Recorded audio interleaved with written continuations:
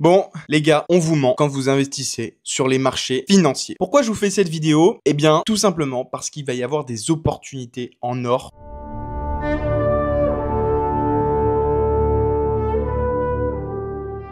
D'ailleurs, si t'aimes le contenu, n'hésite pas à mettre un petit like et à t'abonner, ça me fait énormément plaisir. Bon les gars, on vous ment sur les marchés financiers, on vous a tous promis 8 à 10% par an, et malheureusement, c'est pas le cas pour tout le monde, et il va falloir être malin quand on investit sur les marchés financiers. Bon, bien entendu, je parle pas de ceux qui investissent de façon spéculative, mais je parle de ceux qui investissent vraiment sur des vraies valeurs durables, des ETF, S&P 500, MSCI World par exemple, ou des entreprises de qualité comme LVMH. Mais si on regarde les entreprises de qualité concrètement, quels sont leurs rendements? Eh bien, on va regarder LVMH. Sur un an, ça fait moins 22% de rendement. C'est très loin, très loin des 8 à 10% souhaités. Maintenant, si on parle du CAC 40, quand même un gros indice, eh bien finalement, on se rend compte que c'est la même chose, c'est moins 0,86% de rendement. Bien sûr, j'ai pas pris en compte les dividendes. Et ça, vous allez pouvoir me le dire dans les commentaires. Mais là, je parle pas des dividendes, je parle uniquement du rendement pur de l'entreprise. Alors oui, là, je vous ai parlé des entreprises françaises, européennes. Mais si on passe au marché à l'international, c'est totalement différent. On voit bien que le CW8, donc le MSCI World, qui est principalement aux États-Unis, eh bien, c'est 16% de rendement sur l'année, qui est déjà tout de suite bien plus cool. Mais maintenant, pourquoi je vous dis tout ça? Eh bien, c'est assez simple. On va rentrer dans une période assez particulière parce que économiquement, ça va commencer à flancher sur certaines entreprises, dans certains secteurs d'activité, mais aussi à l'international. On peut voir qu'il y a pas mal de banques, que ce soit au Japon, en Chine,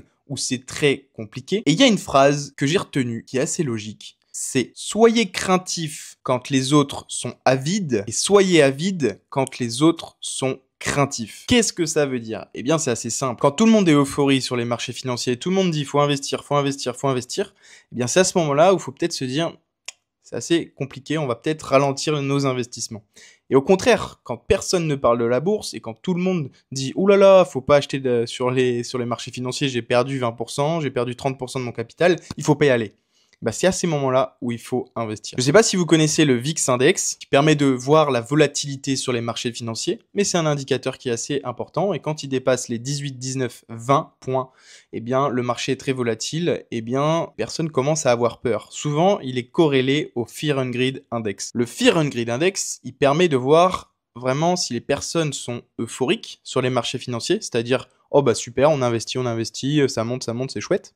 Ou alors, au contraire, est-ce que ça baisse et les personnes ont peur, elles sont en mode ok, on va peut-être pas investir, ça baisse, etc. Sur l'année, on était carrément tout le temps, quasiment tout le temps, en very good, extreme greed. Les gens étaient très euphoriques, très contents, très satisfaits des marchés financiers. Ça fait une semaine que je constate un retournement de situation. Aujourd'hui, le Fear and Greed Index, il est à 27. On est presque à la limite en extrêmement peur, presque à la peur extrême, et donc les personnes vont commencer à paniquer. On le voit déjà puisque sur le CW8 ou le Nasdaq 100 ou le S&P 500, ce sont des ETF qui sont quand même très importants aujourd'hui à l'échelle de la bourse mondiale, ils ont perdu 3, 4, 5% en l'espace de 2 ou 3 séances. Ce n'est pas arrivé depuis un bon petit moment. Et c'est là où il va se passer deux choses. Les investisseurs, on va dire, qui investissent sur les périodes euphoriques, qui sont pas des grands investisseurs, mais juste ils mettent un petit peu de cash, eh bien ceux-là, ils vont tout vendre. Et c'est la majorité des investisseurs, malheureusement. On va dire que c'est peut-être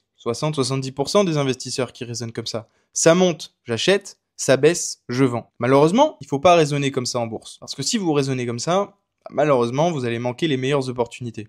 Au contraire, il faut acheter quand ça baisse, ou du moins quand il y a un retournement de situation. Et je pense qu'on va arriver à ce moment de retournement de situation. Je pense qu'aujourd'hui, les investisseurs un peu plus aguerris, qui vont sentir les choses, eh bien, ils vont attendre encore un petit peu, que ça baisse, ou que ça stagne, j'en sais rien. Mais ils vont garder un peu de cash de côté, et ils vont investir quand il y aura des belles opportunités. Déjà, on le voit bien, hein, LVMH à 630 €, est-ce que c'est un prix juste? J'en sais rien. Mais ça commence à être plus attractif que 900 € par exemple. Et on va rentrer vraiment dans cette période-là. Donc je pense que les investisseurs les plus aguerris, ceux qui vont être renseignés, ils vont commencer à accumuler du cash pour saisir les opportunités qui vont arriver, hein, clairement. Moi j'ai toujours dit sur mes vidéos YouTube que après les JO, il va se passer quelque chose. Quoi? J'en sais strictement rien. Mais dans mes convictions, c'est que après le mois d'août, eh bien, il va y avoir des opportunités. C'est mon avis, ça regarde que moi. Je me base pas sur grand chose, mais en tout cas, c'est ma conviction. Personnellement, je garde entre 40 et 50% de cash pour investir massivement lors des périodes un petit peu plus compliquées.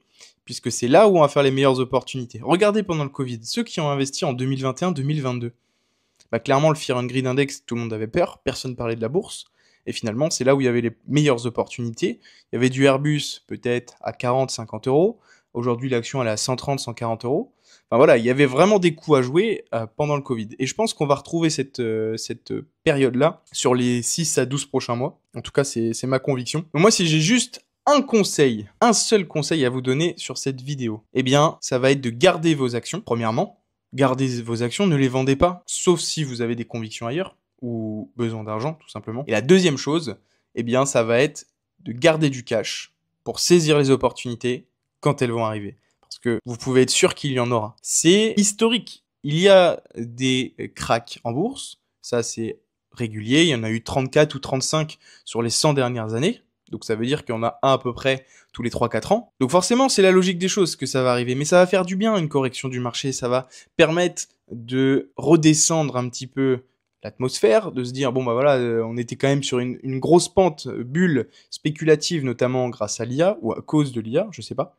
Et je pense qu'on va vraiment avoir des opportunités qui vont arriver rapidement. C'était juste une petite vidéo pour remettre tout ça au clair. J'espère que ça vous a plu. C'était Alexandre. Salut!